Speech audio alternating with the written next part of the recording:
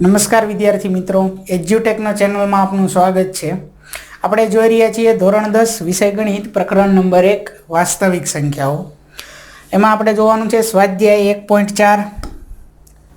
તો સ્વાધ્યાય 1.4માં પ્રશ્ન નંબર 1 છે કે ભાગાકારની લાંબી પ્રક્રિયા કર્યા વગર નીચે દર્શાવેલ સમય સંખ્યાઓનું નિરૂપણ શાંત છે કે અનંત અને આવૃત છે તે જણાવો.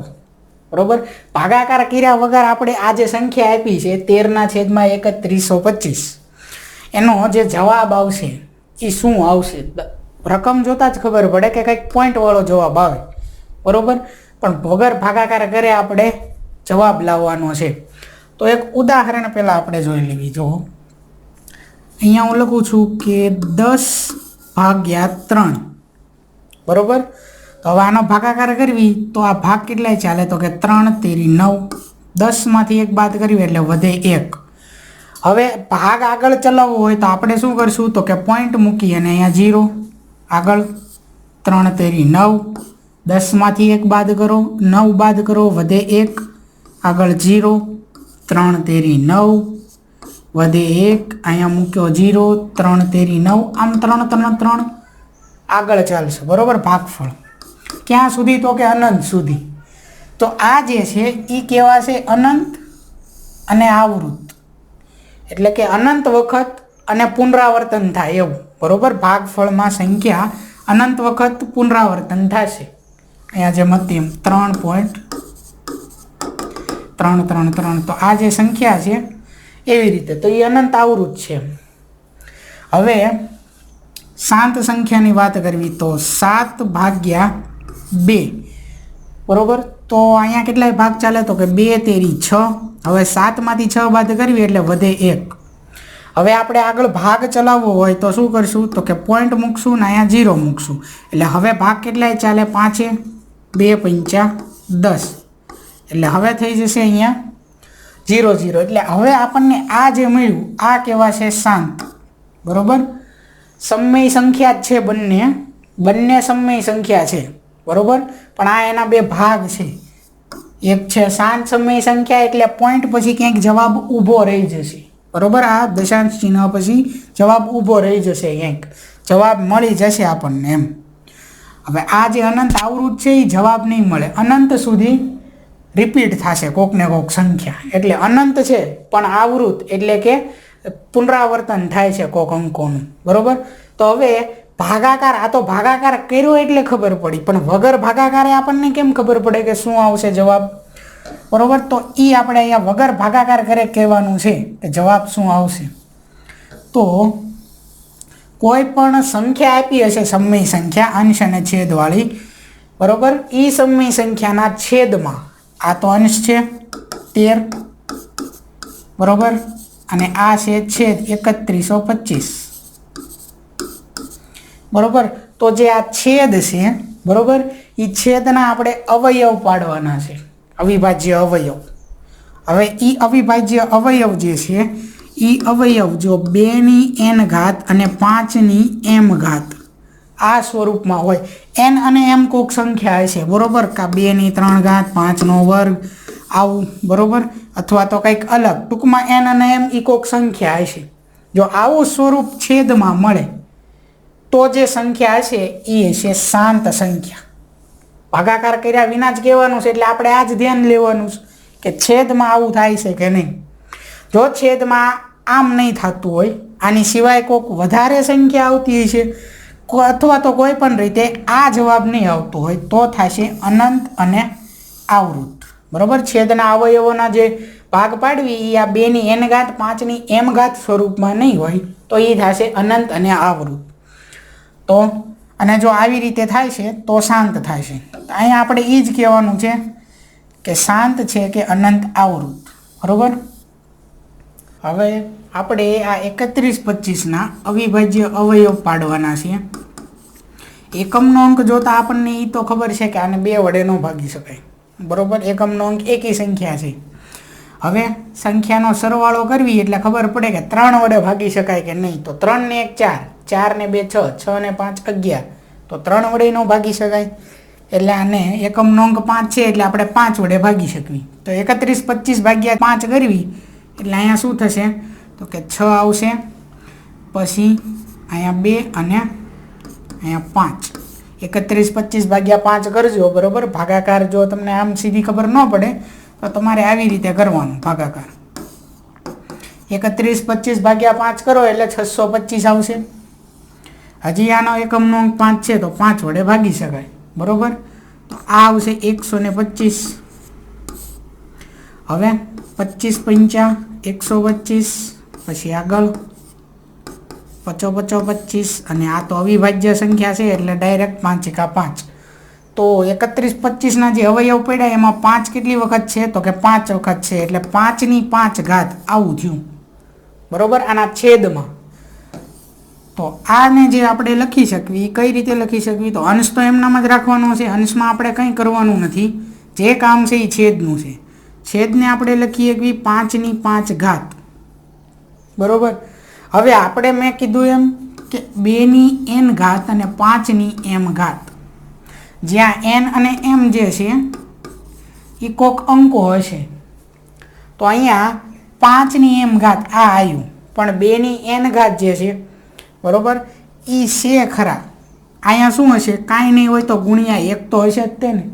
તો આ 2ની n ઘાત એ શું છે તો આની હારે છે 2ની 0 ઘાત. કોઈ પણ સંખ્યા લખી હોય તમે એની જ્યારે 0 ઘાત આપણે કરવી એટલે જવાબ શું થઈ જશે તો કે 1, બરાબર.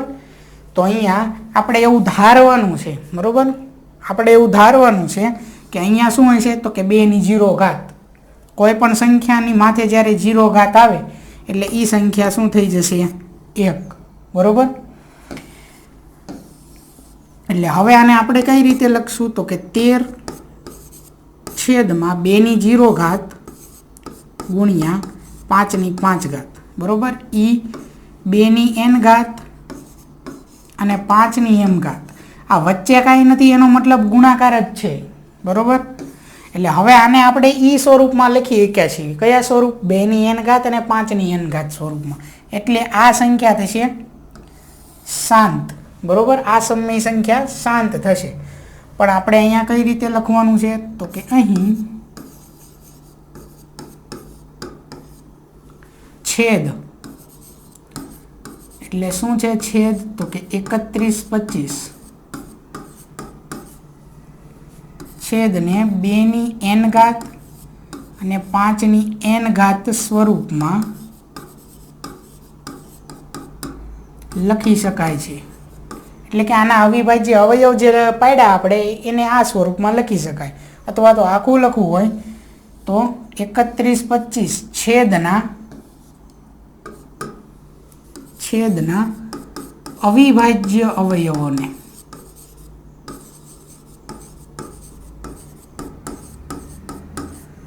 અવયવોને 2ની n ઘાત ગુણ્યા 5ની n ઘાત સ્વરૂપમાં લખી શકાય છે. હવે એ સ્વરૂપમાં લખી શકાય એનો મતલબ કે એ સમય સંખ્યા શાંત થઈ. જો ન લખી શકાતા હોય એનો મતલબ કે અનંતને આવૃત થઈ. અહીંયા તો લખી શકાય છે. તો તેથી 13ના છેદમાં 31 25 એ કેવી છે તો કે શાંત. એ સંખ્યા કેવી છે? સમય સંખ્યા, તો કે શાંત સંખ્યા છે, બરોબર. એ 13ના છેદમાં 31 25 એ શાંત સમય સંખ્યા છે.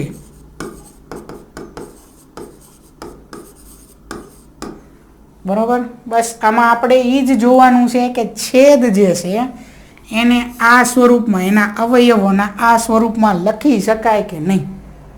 જો આ સ્વરૂપમાં લખી શકાય તો શાંત સમય સંખ્યા, જો ન લખી શકાય તો અનંત અને આવૃત સમય સંખ્યા. બરોબર.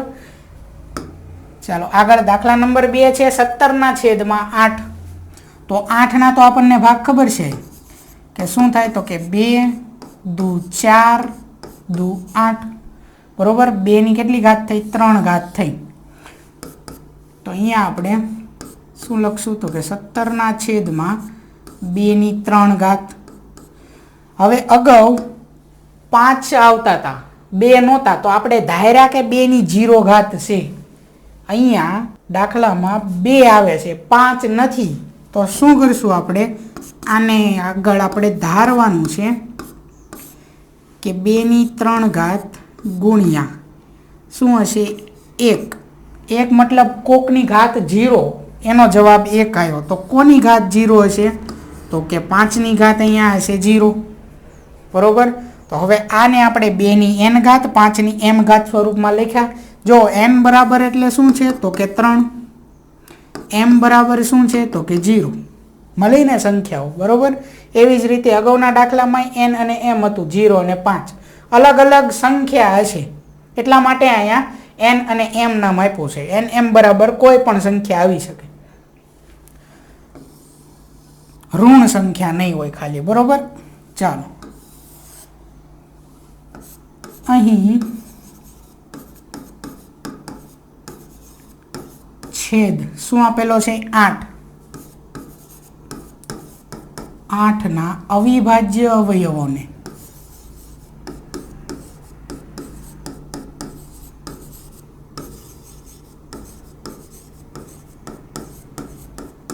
કયા સ્વરૂપમાં લખી શકાય છે? અહીંયા રહ્યું સ્વરૂપ 2 ની n ઘાત 5 ની m ઘાત. બરોબર. 5 ની m ઘાત સ્વરૂપમાં લખી શકાય છે. હવે એમ લખી શકાય છે એનો મતલબ કે આપેલી સંખ્યા, કઈ સંખ્યા આપેલી છે? તો કે 17/8. બરોબર. એ શાંત સમય સંખ્યા છે.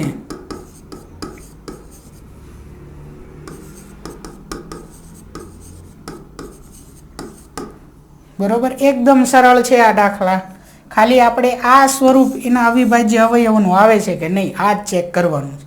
એના જ આધારે આપણને સીધી ખબર પડી જાય. લખવામાં પણ જેટલી વાર લાગે એટલી વાર આ દાખલાનો જવાબ લાવવામાં ન લાગે.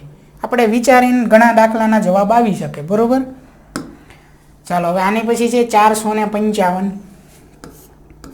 તો અહીંયા છેદ આપેલો છે 455. હવે 455ના આપણે અવયવ પાડવાના છે, અવિભાજ્ય અવયવ. હવે એ જે અવયવ પડશે એ જો આ સ્વરૂપમાં આવ્યા તો થશે શાંત. આ બે સિવાય કંઈક વધુ આવ્યું અથવા તો આ સ્વરૂપમાં કોઈ પણ કારણસર ન આવ્યું તો થઈ જશે અનંત અને આવૃત. બરોબર.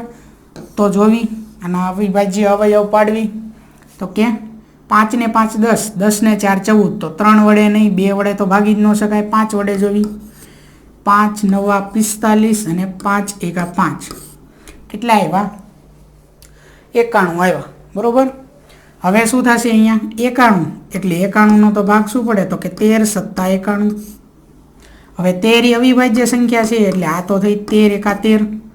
તો 455ના જે અવયવ પડ્યા એ શું છે? તો કે 64/455 બરાબર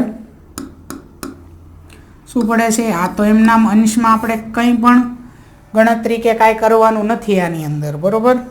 છેદ ઉપર જ ધ્યાન દેવાનું છે. 5 ગુણ્યા 7 ગુણ્યા 13. કોઈ પણ વિભાજ્ય સંખ્યાને અવિભાજ્ય સંખ્યાના ગુણાકાર સ્વરૂપે લખી શકાય. બરોબર. તો આપણે આમ એ જ લખ્યું છે, આ વિભાજ્ય સંખ્યાને અવિભાજ્ય સંખ્યાના ગુણાકાર સ્વરૂપે લખી. હવે આ સ્વરૂપ જુઓ તો આ છે. હા ચાલો અહીંયા 2 નથી તો આપણે ધારી લેવી કે 2 ની 0 ઘાત હશે અને 5 ની કંઈ માથે ન લખ્યું હોય તો શું હોય? 1 ઘાત હોય. તો 2 ની n ઘાત આવી, 5 ની m ઘાત આવી, પણ આ 7 અને 13 વધારે આવ્યા. એનો મતલબ કે અહીંયા આપણે આ સ્વરૂપમાં નથી લખી શકતા. બરોબર. એટલે આ લખવી કે ન લખવી કાંઈ ફેર નહીં પડે, એ સ્વરૂપ જ નથી બનતું. તો કે અહીં છેદ શું આપેલો છે? 455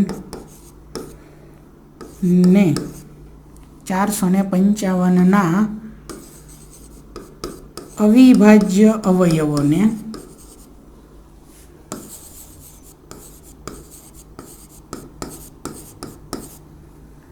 2n ઘાત 5m ઘાત સ્વરૂપમાં લખી શકાતા નથી. લખી શકાતા નથી એનો મતલબ શું થયો કે જે રકમ આપી છે 64/455, હા 64/455